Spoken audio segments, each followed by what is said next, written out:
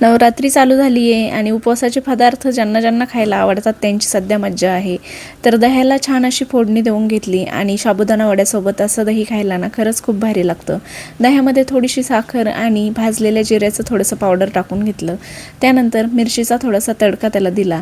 मीठ टाकून मस्त असं मिक्स करून घेतलं आणि आपलं साबुदाणा वड्यासोबत खाण्यासाठी दही रेडी आहे. आणि आता साबुदाणा वडे देखील गरमागरम असे तळून घेणार आहे. कारण उपवासाचे वेगवेगळे पदार्थ बनवून खाल्ले तर उपवासही कंटाळवाणा वाटत नाही. रोज रोज फक्त साबू खायचं म्हटलं तर कंटाळा येतो. कधी वडे, कधी भगरीची भाकरी, कधी वेगवेगळे आयटम बनवून खाल्ले तर खायलाही छान लागतात आणि उपवासही बोरिंग होत नाही.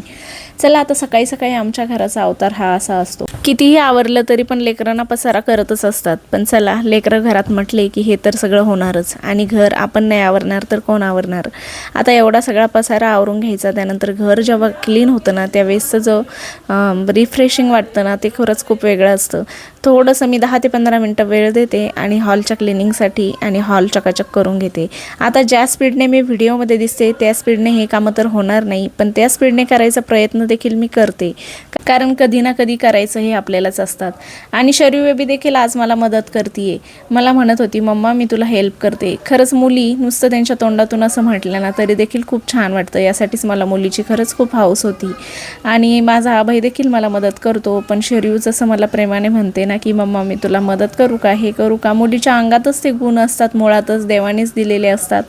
तर कमीत कमी म्हणते तरी. त्यानंतर मग घरामध्ये एवढा सगळा केअर निघाला. झाडून वगैरे घेतलं आणि आता बाकीचे जे कामं आहेत ते करायला घ्यायचे आहे. दुपारी मग नवरात्रीची साफसफाई करायला घेतली आणि पाऊस पण आमच्याकडे चालूच आहे. डबे वगैरे घासून घेतले. त्यानंतर फ्रीज आवरायला घेतलं. फ्रीजचे सगळे जे शेल्फ आहेत ते बाहेर असे घासून बाजेवरती वाळायला ठेवले. आणि घरामध्ये सुकवायचं म्हटलं तर एवढे व्यवस्थित ते सुकणार नव्हते, कारण आज पावसाचं वातावरण होतं. तर म्हटलं चला याला लवकरात लवकर सुकवून घेऊया.